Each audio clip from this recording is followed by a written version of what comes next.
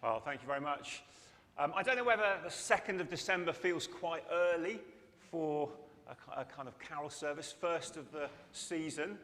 But Marks and Spencer's got there well ahead of us. So their advert has been out for a whole month, I think, pretty much. And they have a slogan, and I don't know if you've seen the advert, for their, I think it's for their clothing. But their slogan in their advert is this. It's this Christmas, do only what you love. Do only what you love. What do you make of that? In the advert, they feature 4 celebrities kind of getting rid of the things that they don't like about Christmas, so they can have the Christmas where they only do what they love. So there's Hannah Waddingham from Ted Lasso, and she gets hold of all the hats out of the crackers, the ones, the ones that I put on Christmas Day, and my family always tell me I wear for far too long through the day. But she takes those and she puts them in a wood chipper. Tan France, fashion designer, he gets hold of a board game and he throws it up in the air and chucks it against the wall.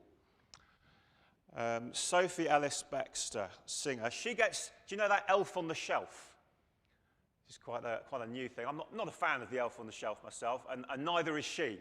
She goes to the roof of her house and she kicks the Elf on the Shelf off into oblivion. And then there's Zoe Ashton, who gets her massive pile of unwritten Christmas cards and a blowtorch, and she sets fire to them. So that is M&S. Do only what you love. What would you drop from Christmas if you had the chance? I won't ask you to say, but I'm sure there'll be things you can think of that you might do differently. Well, it's often said, if you take Christ out of Christmas, all you're left with is M&S. Not original to me, it's okay. But actually, it feels like, in saying, do only what you love, actually, they've taken a lot more than Christ out of Christmas. They've taken, actually, if you think about it, a sense of community and togetherness. Because what happens if we all only do what we love, which sounds kind of a nice thing to say on the surface, but actually if we all really do that and we follow that through to its kind of logical conclusions, it's a bit of a recipe for kind of loneliness, isn't it? Because I'm going to end up in my room, by myself, doing my Christmas in my way with the vegetables that I want on my plate and all that kind of thing. And then somebody else will be in a different room having the vegetables that they want, watching the film that they want to watch, and doing everything differently. And actually, there's a bit of a picture there of something about the world in general, isn't there? Because the world around us actually says a lot of the time, just do what suits you. Do only what you love. And it's not surprising, therefore, that M&S are kind of chiming in on that slogan, because that's very much the kind of way that things go in the world. And yet, actually, we know, again, following that through to its sort of logical conclusion, that is how arguments start in families on Christmas Day and any other day of the year. And, of course, it's how wars start as well, when we do only what we love. Well, what does God have to say about this? You might expect God to say, no. The point of life is not to do only what you love. Do things which are boring. Do what you hate. Do hard things. But actually, the message of Christmas is slightly different from that. The message of Christmas is that actually, God did do what he loved. He did do what he loved because he loved the world so much that he sent his son, Jesus, into the world so that human beings could know who God is and they could know how to be back into relationship with him. We just heard that in the reading that we've heard just then. We heard that Jesus came into the world, and he came to a world that did not recognize him. He came to that which was his own, but his own did not receive him. And God knew that that was how things would be, and yet he loved the world so much that he sent Jesus, and Jesus came willingly anyway. That is the Christian message. Well, what does God ask us to do in response? Well, it tells us in the reading that we heard again.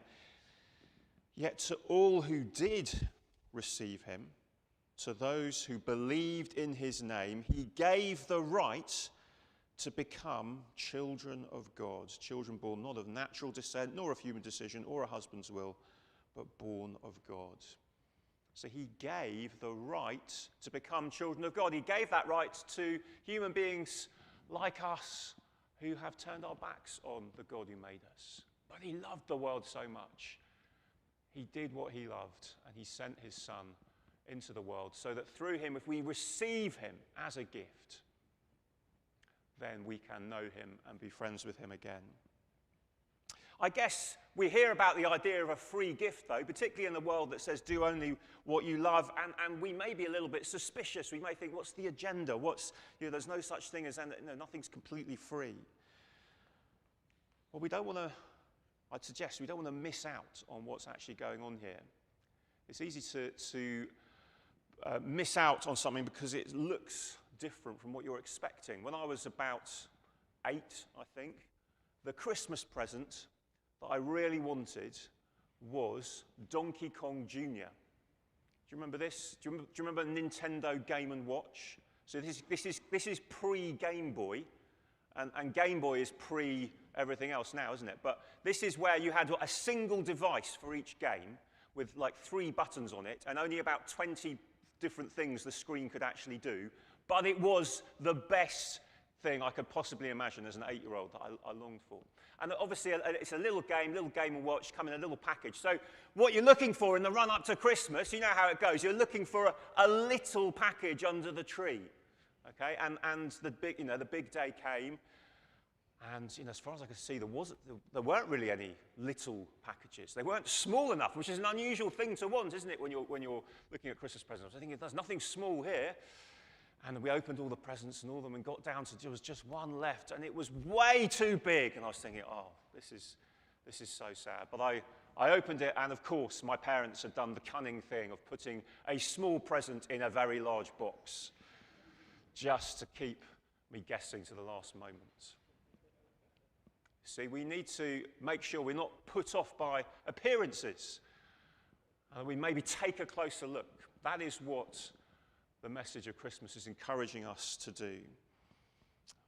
To look again at the God who loved the world enough to send his Son into the world. To a world that says, do only what you love. He came in love to make himself known to us, so that we can put our trust in him and be friends with him again. So let me encourage us with this Christmas, to say, this Christmas, don't settle for do only what you love. Instead, know that you are loved, because that is what the Christian message is. That God has sent his Son into the world so that we can know that there is one who loves us. And he wants to be in relationship with us. And we can receive what he's offering as a free gift, put our trust in him, and to live a new life with him at the center of our lives. And that, in turn, will make a difference to how we relate to those around us. It will enable us, because we know we're loved, to do even the hard things, even at Christmas and the rest of the year as well. Well, lots to think about there. We're going to listen to a couple more carols, and I'll say a few more words at the end before we finish.